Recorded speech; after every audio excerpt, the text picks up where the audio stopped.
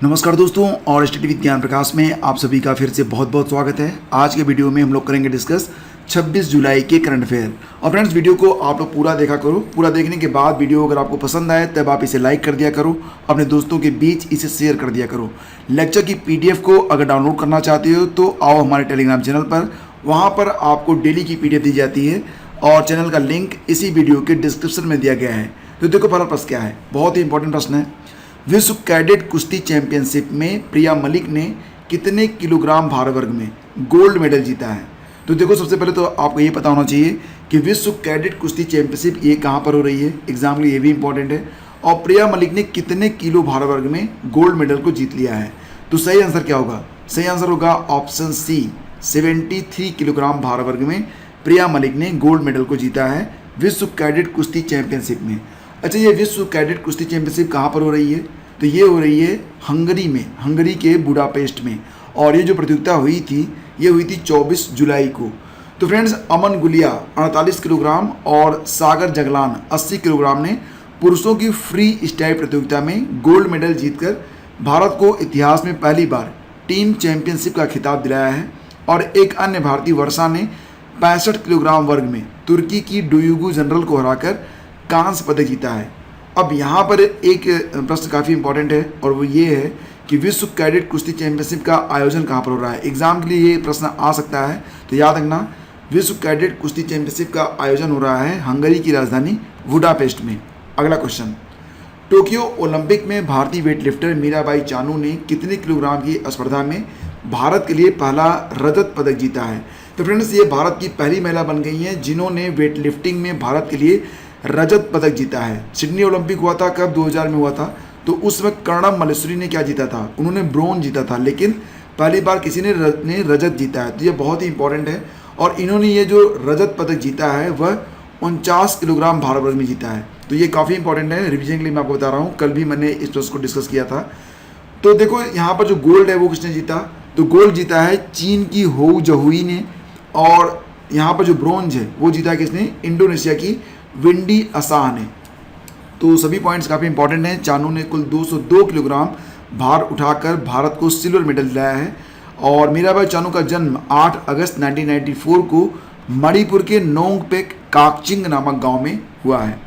अब देखो, ये जो टोक्यो ओलंपिक हो रहा है 2020, जिसका आयोजन 2021 में हो रहा है, अगर हम बात करें तो ये क्रम में 32वां होगा, ठीक है।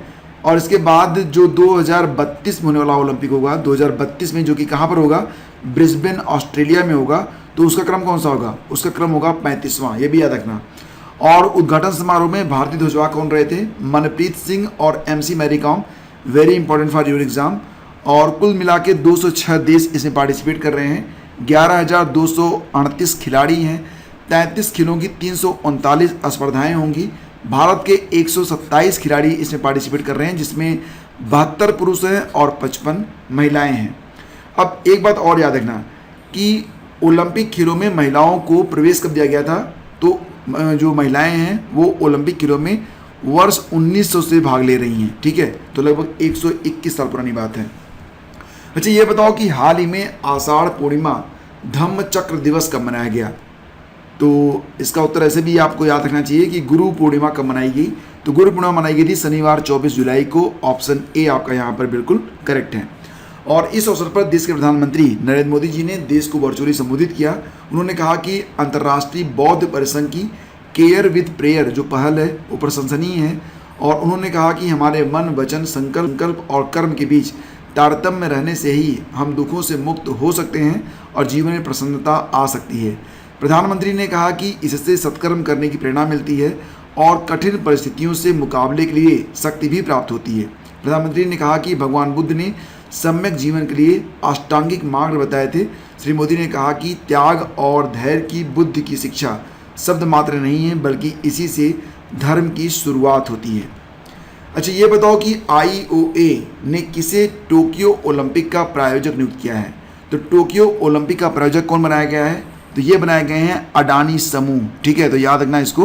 तो फ्रेंड्स, IOA यानी कि इंडियन ओलंपिक एसोसिएशन ने 23 जुलाई को अडानी समूह के साथ टोक्यो खेलों के लिए भारतीय दल के प्रायोजक के तौर पर एक करार किया है।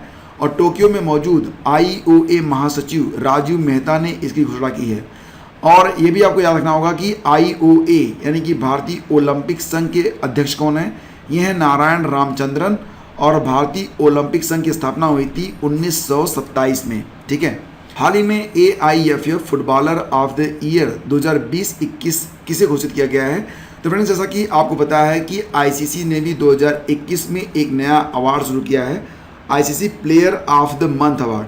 अच्छा, ये बताओ कि जून 2021 के लिए ICC player of the month female और मेन प्लेयर किसे चुना गया है? तो याद रखना, ये जो मेन प्लेयर हैं यानी कि पुरुष खिलाड़ी, इनका नाम है डेवान कानवे। डेवान कानवे चुने गए हैं, जो कि कहाँ के हैं? न्यूजीलैंड के हैं। और महिला खिलाड़ी में सोफी एक्ले स्टोन चुनी गई हैं। सोफी एक्ले स्टोन, जो कि रहने वाली हैं इंग्लैंड की। ठीक है। और क्या आपको पता है कि जनवरी का, याद है आपको, जनवरी 2021 में ICC player of the month कौन चुना गया था? तो इसमें चुना गया था पुरुष खिलाड़ी ऋषभ पंत को, और महिलाओं में शबनम इस्माइल को, जो कि कहाँ की हैं? साउथ अफ्रीका की हैं। तो यहाँ पर AIFF all India football federation footballer of the year 2020-21 के लिए बात हो रही है कि 2020-21 का फुटबॉलर ऑफ द ईयर किसे घोषित किया गया है? तो फ्रेंड्स, यहाँ पर जो सही आंसर है वो क्या होगा? संदेश झिंझन, ऑप्शन बी यहाँ पर बिल्कुल करेक्ट है। संदेश झिंझन जो है ये male footballer of the year चुने गए हैं। और अगर बात करें female footballer of the year के बारे में, तो ये चुनी गई हैं नगंगोम बाला देवी। ठीक है, नगंगोम बाला देवी ये female footballer of the year चुनी गई हैं। तो याद रखना कि मिडफील्डर सुरेश सिंह वांगचाम को emerging player of the year award से नवाजा गया है।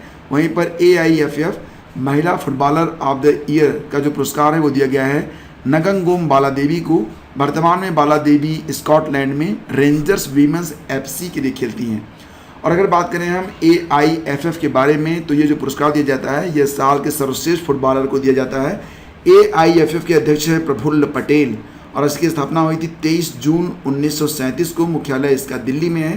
पहली बार AIFF के अंतर्गत footballer of the year award की शुरुआत हुई 1992 में। 2018-19 में यह पुरस्कार दिया गया था सुनील छेत्री को। 19-20 के लिए चुना गया था गुरप्रीत सिंह संधू को। और 2020-21 में पुरस्कार दिया जा रहा है किसको? संदेश झिंगन को। ठीक है, संदेश झिंगन। और महिलाओं में नगंगोम बाला देवी को। याद रखना, सभी पॉइंट काफ़ी इंपॉर्टेंट है for your exam. Next question, सबसे उम्रदराज भारतीय छात्रा 107 वर्ष की भागीरथी अम्मा का निधन हो गया है। तो भागीरथी अम्मा किस राज्य की निवासी थी, ये बताना है आपको। तो सही आंसर इसका क्या होगा? ऑप्शन डी होगा। तो केरल। तो केरल का जो एक कोल्लम जिला है, कोल्लम जिले से आपको कुछ याद आना चाहिए। क्या? देखो, कोल्लम जिले में ही जो जीका वायरस था उसके अभी कुछ केस देखने को मिले हैं। ठीक है।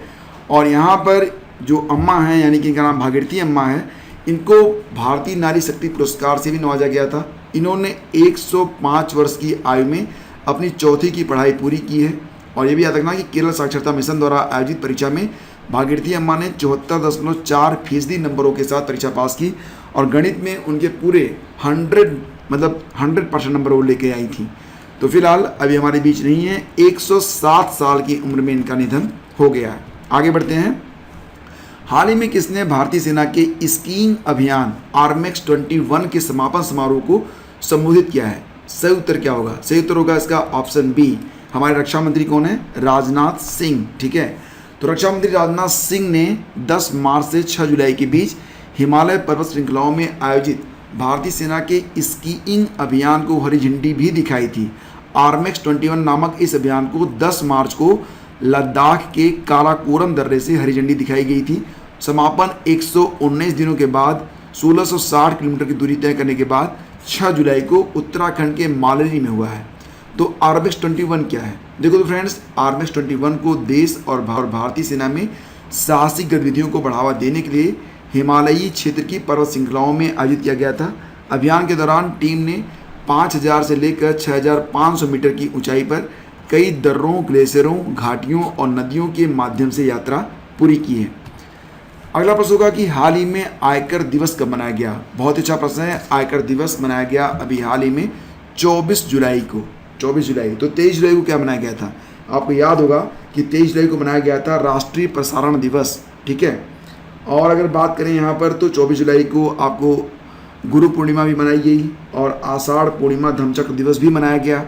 अब एक सवाल मैं आप लोगों से करता हूँ, ये बताओ कि राष्ट्रीय मत्स्य किसान दिवस, नेशनल फिश फार्मर डे कब मनाया गया था? तो ये मनाया गया था 10 जुलाई को।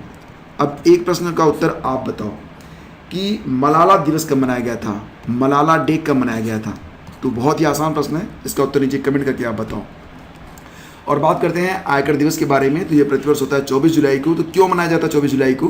क्योंकि ब्रिटिश शासन के खिलाफ प्रथम स्वतंत्रता संग्राम के दौरान ब्रिटिश सरकार को हुए नुकसान की भरपाई के लिए 24 जुलाई 1860 को भारत में पहली बार सर जेम्स विल्सन द्वारा इनकम टैक्स लगाया गया था। और इसी को ध्यान में रखते हुए 24 जुलाई को आयकर दिवस मनाया जाता है। तो ये देखो 1860 से ही नहीं मनाया जाता है, ये मनाया जाता है 2010 से भारत में, ठीक है। हालांकि 24 जुलाई की जो तारीख रखी गई है वो इसलिए रखी गई है क्योंकि इनकम टैक्स की शुरुआत 24 जुलाई 1860 में हुई थी। अच्छा, ये बताओ कि CBDT यानी कि केंद्रीय प्रत्यक्ष कर बोर्ड के अध्यक्ष कौन है? तो ये हैं जगन्नाथ विद्याधर मोहपात्रा। मुख्यालय नई दिल्ली में है। स्थापना कब हुई थी? 1924 में हुई थी। आगे बढ़ते हैं। अक्टूबर 2021 में आयोजित होने वाले G20 पर्यावरण मंत्रियों की जो बैठक होगी, G20 एनवायरनमेंट लीडर समिट 2021, तो इसकी अध्यक्षता कौन सा देश करेगा? क्या भारत करेगा, फ्रांस करेगा, ये करेगा इटली? याद रखना, बहुत इंपॉर्टेंट है। अक्टूबर में ये जो बैठक होगी वो संपन्न होगी और अध्यक्षता किसको मिली है? इटली को मिली है। पर्यावरण, वन और जलवायु परिवर्तन मंत्री कौन है हमारे? इस समय हैं भूपेंद्र यादव जी। और इस बैठक का उद्देश्य क्या है? देखो, जो बायोडाइवर्सिटी होती है, जैव विविधता, महासागरों का संरक्षण, ऊर्जा और पर्यावरण संरक्षण के लिए सभी देशों के बीच तालमेल बिठाने के लिए यह बैठक की जा रही है, जिसकी अध्यक्षता करेगा इटली। अब बात करते हैं ग्रुप ऑफ 20 के बारे में। तो इसमें 19 देश शामिल हैं और यूरोपियन यूनियन भी इसमें शामिल है। तो इसकी स्थापना हुई थी 26 सितंबर 1999 में। अच्छा, ये बताओ कि 17वां जो G20 शिखर सम्मेलन हुआ था उसकी अध्यक्षता 2022 में कौन करेगा? अभी हुआ नहीं है, होने वाला है। तो 17वें G20 की अध्यक्षता करेगा 2022 में इंडोनेशिया। फिर 18वां जो G20 का शिखर सम्मेलन होगा उसकी अध्यक्षता 2023 में करेगा भारत। तो दोनों पॉइंट इंपॉर्टेंट है, खासतौर से 2023 वाला याद रखना कि जो 18वां G20 की बैठक होगी उसकी अध्यक्षता करेगा भारत। और ये बैठक कब होगी? 2023 में होगी। अंतरिक्ष की यात्रा करने वाले भारत के पहले अंतरिक्ष टूरिस्ट कौन बने हैं? तो ये बन गए हैं संतोष जार कुलांगरा, ठीक है, संतोष जार कुलांगरा। जैसा कि आपको पता है, अमेजन के फाउंडर जेफ बेजोस और वर्जिन गैलेक्टिक के रिचर्ड ब्रैंसन ने इसी महीने स्पेस की यात्रा की है। इसी के साथ आम टूरिस्ट के लिए भी स्पेस की यात्रा का रास्ता साफ हो गया है। केरल के रहने वाले संतोष जॉर्ज कुलांगरा भारत के पहले स्पेस टूरिस्ट हो सकते हैं। इनकी उम्र वर्तमान में 49 साल है। करीब 130 देशों की यात्रा कर चुके हैं। तो संतोष ने मलयालम भाषा में अपनी यात्राओं का वर्णन भी किया है। जल्द ही संतोष की स्पेस की यात्रा करने का सपना भी पूरा होगा। रिपोर्ट के मुताबिक संतोष ने वर्जिन गैलेक्टिक की कमर्शियल स्पेस फ्लाइट के लिए 2007 में अपनी सीट बुक की थी। संतोष जॉर्ज एक डॉक्यूमेंट्री फिल्म मेकर हैं। तो नाम इनका काफ़ी चर्चा में रहेगा क्योंकि भारत की ओर से स्पेस ट्रेवल करने वाले ये पहले यात्री बनेंगे, संतोष जॉर्ज कुलांगरा। तो याद रखना कि ये केरल से हैं, ठीक है, और एक जाने माने डॉक्यूमेंट्री फिल्म मेकर हैं। अब ये बताओ कि स्माइल नामक योजना को किस मंत्रालय ने लॉन्च किया है? स्माइल का मतलब क्या है? स्माइल का मतलब मुस्कुराहट नहीं, यहाँ पर इसका मतलब है support for marginalised individuals for livelihood and enterprise. मुख्य रूप से ये जो योजना है ये उनके शुरू की गई है जो भिक्षाटन करके अपना जीवन यापन कर रहे हैं। और इस योजना को शुरू किया गया है सामाजिक न्याय और अधिकारिता मंत्रालय के द्वारा। तो सामाजिक न्याय और अधिकारिता मंत्री कौन है? अभी आप बताओगे थावर चंद गहलोत। नहीं, मैं ऐसे ही कह रहा हूँ, आप सही बताओगे। और वास्तव में इसमें कौन है? ये हैं डॉक्टर वीरेंद्र कुमार, ठीक है, याद रखना इसको। तो देखो, ये जो support for marginalised individuals for livelihood and enterprise यानी कि आजीविका और उद्यम के लिए सीमांत व्यक्तियों हित समर्थन नामक जो पहल है, इसे सामाजिक न्याय और अधिकारिता मंत्रालय के द्वारा स्टार्ट किया गया है। हमारे union minister of social justice and empowerment कौन है? डॉक्टर वीरेंद्र कुमार हैं। और minister of state for social justice and empowerment कौन है? ये हैं श्री ए नारायण स्वामी, ठीक है। तो इम्पॉर्टेंट ये वाला है, डॉक्टर वीरेंद्र कुमार वाला, ये याद रखना आप। बैंक विद सोल इक्विटास नामक किताब आई है। तो इस किताब को किसने लिखा है?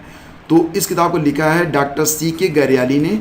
और इसका विमोचन किया है रिजर्व बैंक के पूर्व गवर्नर डी सुब्बा राव ने। ठीक है, तो याद रखना एग्जाम में ये क्वेश्चन भी आ सकता है।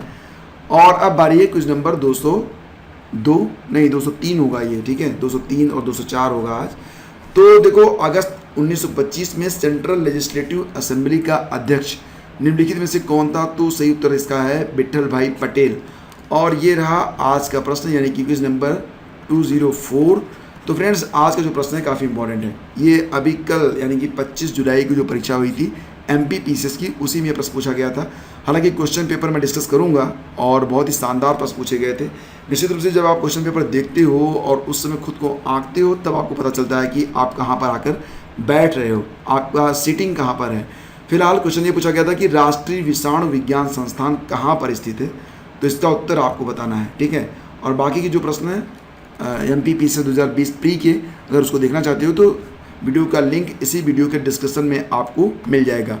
और लेक्चर की PDF के लिए आओ टेलीग्राम चैनल पर। साथ ही साथ अगर मंथली PDF चाहिए तो उसके लिए भी आप वीडियो का डिस्क्रिप्शन चेक कर सकते हो। Thank you so much. Video पसंद आया तब आप इसे लाइक कर दो, अपने दोस्तों के बीच प्लीज़ इसे शेयर कर देना। Thank you so much. Have a great day. जय हिंद।